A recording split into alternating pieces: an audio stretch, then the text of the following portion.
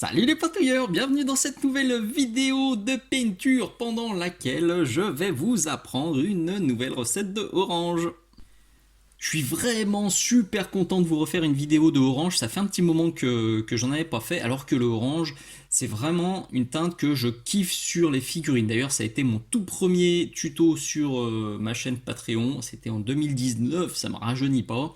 Et depuis, j'ai refait plusieurs vidéos sur du orange, j'ai refait aussi beaucoup de tests qui, pour la plupart, n'ont jamais donné lieu à des vidéos parce que même si j'adore le orange, et ben à ce jour, j'ai jamais trouvé vraiment de recette de orange que je surkiffe et que je serais prêt à mettre sur une armée entière et à décliner sur plein de figurines parce que ben c'est un peu comme le jaune, c'est l'autre teinte que je surkiffe.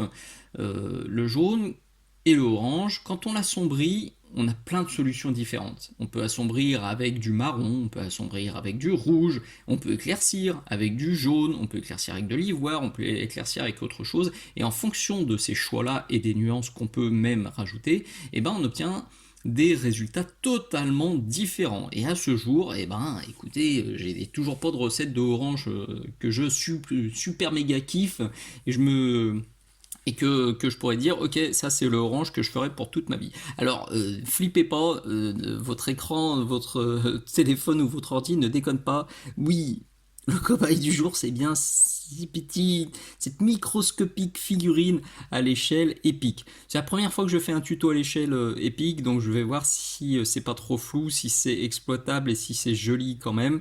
Si je vois aller sur le retour écran là, de la caméra que c'est pas clean, je vous ferai aussi quelques photos intermédiaires pour que vous profitiez. Mais de toute façon, ce qui est le plus important, c'est le cheminement, c'est les pots que je choisis, c'est l'ordre dans lequel je les mets, et puis c'est toutes les petites astuces que je vais vous donner au fur et à mesure de cette vidéo.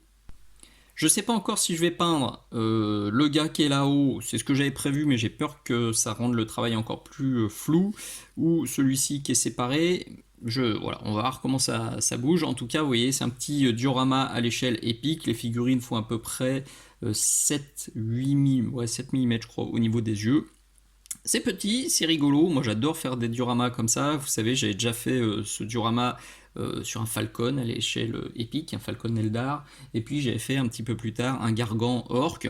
Et là, je suis vraiment. Enfin, c'est vraiment un truc sur lequel je reviens en permanence parce que j'adore l'échelle épique, j'adore faire des tests, j'adore ces mini machins. Vous voyez, j'avais fait ça aussi, plein de petits tests, et je prévois de faire plein de petits dioramas à l'échelle épique. D'ailleurs, si vous avez des figurines et ou des ruines épiques, vous voyez, il y en a un autre que je prépare. Ça, c'est les ruines plastiques de la boîte épique de l'époque. Et c'est des figurines, c'est des impressions. Mais je cherche des figurines épiques, des ruines épiques. Et puis, si vous avez une super imprimante qui est capable d'imprimer des figurines à cette échelle-là de manière absolument parfaite, sans aucune strie, et ben, ça m'intéresse. Je vous invite, je vous encourage à me contacter dans les commentaires de cette vidéo. Alors, par quoi j'ai commencé? Tout simplement sous-couche blanche, et puis j'ai basé avec du deep orange. Je vous préviens tout de suite, quand on bosse sur des figurines aussi petites, il faut travailler plus dilué que sur des figurines plus grosses, notamment sur les premières étapes, aplat, shade et reprise des couleurs de base. Parce que si jamais vous utilisez la même dilution que ce que vous avez l'habitude sur les figurines plus grosses, c'est à peu près sûr que vous allez combler les détails. Il faut quand même percuter là que les yeux par exemple, hein, ou les petits aérateurs hein, sur le côté du casque, ça fait à peu près la taille d'un défaut sur une figurine à l'échelle 28 mm. Donc on aime bien combler les défauts sur les gros pitous en mettant un aplat bien gras aux premières étapes. Là non, c'est pas le délire. Il faut vraiment y aller très dilué et être très patient. Et au contraire, sur les étapes suivantes d'éclaircissement, il faut limite bosser moins dilué parce que la surface de dégradé est tellement courte qu'on ne peut pas se permettre de faire 10, 15, 20 passages parce qu'il y a forcément un moment où ça va riper, ça va empâter et ça va pas être cool. Donc c'est un exercice qui est vraiment cool. D'ailleurs, j'encourage souvent mes élèves à bosser sur des figurines à l'échelle 6-8 mm parce que c'est un extrêmement bon exercice. Je suis pas sûr que c'était très français, mais vous avez compris ce que ça voulait dire. C'est vraiment très bien de bosser sur ces échelles.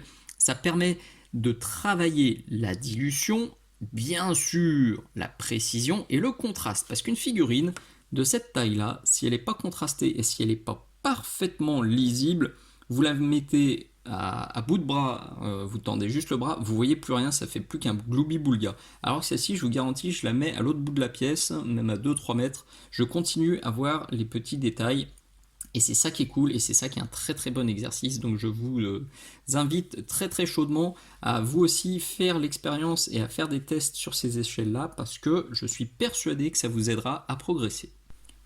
Un autre point clé pour ces figurines vraiment petites, c'est les linings. C'est super important d'avoir des linings bien nets, bien profonds entre les différentes zones du pitou pour que tout ressort parfaitement. Donc pour ça, je vais me faire déjà une étape d'ombrage avec du Pearl Grime de chez AK. J'utilise plus que les shades AK depuis des années maintenant parce que ils ont le bon goût de ne pas faire d'auréole et de ne pas faire de traces blanches une fois qu'ils sont secs, et surtout une fois qu'ils sont secs ils sont parfaitement mat. C'est pour ça que j'utilise plus que ça. Par contre, comme je viens de vous l'expliquer, normalement, voilà, sur une figurine en 28, je prends ça, je fais un passage un peu grassouillet de partout, et basta. Maintenant, sur ces mini machins, eh ben, je vais plutôt faire 2 passages légèrement dilués pour pas être embêté, pour pas risquer de bousiller les détails. Vous doutez bien aussi, pinceau tout petit. Là, je suis sur du DaVinci Maestro en taille 0. Et puis, pinceau pas trop chargé. Bien sûr, tout ce que je vais vous montrer là, donc les pinceaux, les peintures, la palette, absolument tout, la peintouillette, là, le petit chiffon lavable et réutilisable que j'ai sur ma boutique, c'est une exclusivité mini socle. Ça permet de refaire la pointe et de décharger son pinceau sans bousiller, sans balancer des tonnes de papier absorbant, puisque ça c'est lavable et réutilisable. Donc tout est dispo sur la boutique Mini Socle. Je crois que tout est dit maintenant, il n'y a plus qu'à. Vous devez obtenir quelque chose comme ça. C'est satisfaisant, mais pas encore assez précis, surtout à ces échelles-là. Il va falloir renforcer les linings et renforcer surtout les ombres. Ce qui va être très important aussi pour ces figurines, je vous ai déjà parlé de la lisibilité. Le deuxième truc important, ça va être la hiérarchisation de la lumière. Puisque si vous voulez que ça fonctionne, il va vraiment falloir que le haut de la figurine soit beaucoup plus clair que le bas de la figurine. Ça c'est vrai pour toutes les échelles et c'est particulièrement important pour ces mini pitous. Donc on va déjà renforcer un max la hiérarchisation en 2 étapes. Première étape, ça va être du chocolate qui va me permettre de reprendre et de renforcer les ombres, et à l'inverse, je vais ressortir mon deep orange et l'utiliser pour reprendre ma couleur de base qui a été bien tartée par le gros coup de shade et pour rééclaircir tout le haut du pitou. Ces 2 étapes, elles doivent vous permettre d'aboutir à ça, puisque c'est exactement ce que j'ai fait. Je suis passé de ça à ça en tirant le chocolate vers le bas et dans les ombres et en le poussant vers les zones les plus claires. Je fais un break tout de suite pour vous rappeler les 2 notions ultra importantes pour réussir vos dégradés. Première notion, bien sûr, c'est trouver la bonne dilution. C'est incontournable. Si vous n'avez pas la bonne dilution, de toute façon, c'est le mur assuré, même si vous êtes le meilleur peintre du monde. Pour trouver la bonne dilution, vous avez cette excellente vidéo Patreon. Donc ça aussi, c'est une autre vidéo exclusive. Pendant plus d'1 heure, je vous explique comment trouver les bonnes dilutions pour les bons usages. Et une fois que vous avez la bonne dilution, le deuxième point clé, c'est vraiment le tirage-poussage de la peinture. Si vous emmenez pas la peinture au bon endroit, si vous n'avez pas le bon mouvement, même si vous avez la bonne dilution, ça aussi, c'est le mur assuré. Donc je vous invite à rejoindre mon Patreon pour faire le plein de vidéos inédites et ultra utiles. À ce jour, il y en a déjà quasiment 100 et j'en publie tous les mois 3 nouvelles. Alors il y en a une, c'est une exclusivité, elle restera uniquement sur Patreon. D'autres arrivent au bout d'1 an sur YouTube, ou plus d'1 an. Donc à ce jour, il y en a déjà presque 100. Et peut-être que quand vous matez ce tuto, il y en a peut-être 200, 300, 3000. Bref, vous avez le lien dans la description et je vous explique absolument tout sur la page de description de mon Patreon. On va sortir ce petit gars pour illustrer ça. Donc là, je sors mon chocolate. Je le dilue. Et je vais venir. Alors il va m'embêter avec ces 2 petits gueules là. J'espère. Ça va. le chocolate, et ben je vais le tirer vers moi pour venir l'accumuler sur le bas de la figurine. Je vais faire ça aussi sur les jambes, sur les genouillères, de partout, partout, partout. Je viens le tirer dans les ombres pour renforcer les ombres. Et le deuxième effet qui se coule, et ben vous voyez à la base de la chaussure, là comme j'ai tiré, c'est venu aussi s'accumuler et me faire mon petit lining tranquillement. Donc ça c'est cool. À l'inverse, et ben je ressors mon dip orange. Le chocolate, je vais faire ça au moins 2-3 fois.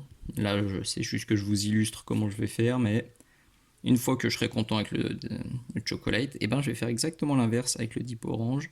Je vais l'appliquer vers le haut comme ça et je vais venir le pousser vers le haut pour donner l'impression que le haut de mon armure est plus clair. Donc je fais à peu près 2 coups de chocolate, je pense, et ce sera peut-être 3 coups de dip orange parce que bien sûr couvrir une couleur foncée avec une couleur claire, c'est plus long que l'inverse.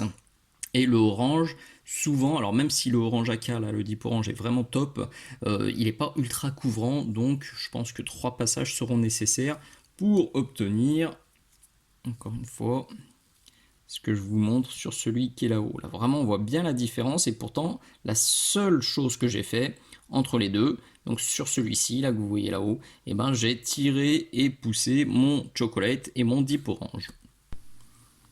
À la fin de cette étape, vous devez obtenir quelque chose donc comme ça, et on va maintenant commencer vraiment le vrai travail d'éclaircissement pour nous diriger vers quelque chose comme celui-ci. Et pour ça, eh ben, je sors du Light Rust, un eBay hors champ. Rien de bien compliqué, une fois de plus. On s'arme d'un très bon pinceau avec une excellente pointe, et puis on va venir pousser les lumières sur une zone toujours plus restreinte. Donc là je le pose au niveau du col, et puis par des petits mouvements comme ça, je viens de nouveau pousser ma peinture claire vers le haut pour renforcer encore ma lumière zénithale. Hop là, donc celui-ci, il vient de se manger son Light Rust, et étape suivante, on est là avec du Light Orange. Alors c'est assez intéressant parce que finalement vous avez tous les stades sur mon petit diorama, parce que j'avais prévu à la base de les bosser tous en parallèle, faire vraiment chaque étape en parallèle sur chaque pitou, et finalement comme c'est assez fatigant pour les yeux, que ça pique un petit peu, que c'est assez barbant et répétitif de bosser vraiment chaque étape, j'ai plutôt avancé au fur et à mesure peinard sur chaque, mais du coup eh ben, vous avez tous les stades d'avancement. Celui-ci là, c'est couche de base plus le shade. Celui-ci, c'était reprise des ombres et reprise avec la couche de base. Celui-ci, c'est donc le Light Rust, et celui-ci, c'est le Light Orange. Donc là, je vais quand même faire un petit effort pour réessayer de réharmoniser un petit peu et arriver sur tous à ce stade-là, donc avec le Light Orange. Et puis, je vais essayer de coller celui qui va ici, le quatrième. Celui-ci, peut-être que je le ferai un peu plus tard. Mais là, ouais, il y a un gros boulot pour avancer et arriver à peu près au même endroit sur les 3 petits gars de devant. Objectif atteint malgré une grosse sueur froide, puisque en collant celui-là, j'ai mis de la super glue un petit peu de partout, sur le socle, sur le décor, sur la roche, sur les guns, ça a débordé, je sais même pas comment je me suis débrouillé, c'était vraiment petit, j'ai voulu mettre des caillasses, bref. Je ferai autrement la prochaine fois, parce que là c'était vraiment casse-figure. Donc, où est-ce qu'on en est ? Lui, ils se sont mangés donc le Light Orange que je vous ai montré à l'étape précédente, et lui, il est fini, puisqu'il a eu la dernière étape, à savoir l'ivoire. Le truc, c'est que quand moi je mets l'ivoire, vous voyez, ça me désature vachement le résultat final. parce que les surfaces sont très très très petites et que du coup, forcément j'ai du mal à placer des éclaircissements beaucoup plus petits que ce que j'ai fait avec le light orange. Cependant, sur vos figurines à vous, si c'est des échelles plus grandes, vous arriverez à avoir juste des mini points de lumière sur votre orange sans trop le désaturer. En plus, alors c'est très compliqué sur ce groupe-là d'avoir quelque chose d'harmonieux parce que, alors lui, on a une toute petite surface du plastron qui est visible, donc on n'a pas le dégradé, en gros on a que la couleur claire. Idem sur celui-ci, alors que lui, on a une grande surface où on voit tout le dégradé, et lui, potentiellement la même surface, sauf que comme il est très penché, et ben je l'ai fait vachement plus foncé. Donc on a presque l'impression que c'est 4 oranges différents, alors que non. Mais ça vous rappelle aussi, un truc que je vous dis très souvent, avec la même recette, les mêmes pots, les mêmes techniques, vous pouvez très bien obtenir 20 000 recettes différentes, peut-être un peu moins. Si allez 20 000, non, potentiellement une infinité finalement, puisque il suffit d'un tout petit éclaircissement en moins, en plus, une étape que vous appuyez plus, que vous faites plus opaque qu'une autre, etc., etc., et vous aurez des rendus très différents. Je le redis, ne cherchez pas forcément à obtenir exactement ce que vous voyez sur mes figurines, que ce soit à l'écran, sur ce tuto ou sur d'autres. Cherchez à obtenir le résultat qui vous plaît à vous. Donc là, je mets l'ivoire sur tout le monde, et on sera au bout de cette nouvelle recette.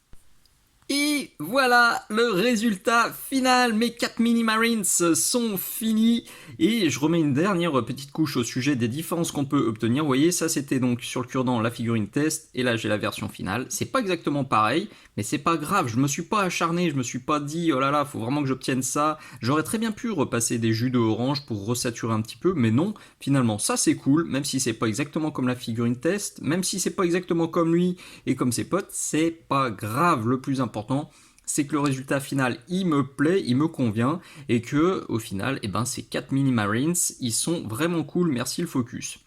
Moi j'aime beaucoup ce que ça fait, c'est une chouette recette de orange à recaser vraiment sur tout ce que vous pouvez, que ce soit des armures, des drapés, je vois très bien des tissus de cette couleur là, je verrais bien des boucliers, des trucs comme ça rendrait super bien, donc écoutez c'est du bonheur cette recette, j'espère vraiment qu'elle vous plaira, si c'est le cas pensez bien s'il vous plaît à liker cette vidéo, pensez bien vous abonner à la chaîne Minisocle, pensez surtout à partager, à parler de Minisocle aux copains, alors envoyez le lien vers ce YouTube, à parler de mini-socs sur les salons, dans vos assos de jeux ou de peinture, dans vos groupes de discussion, etc., etc.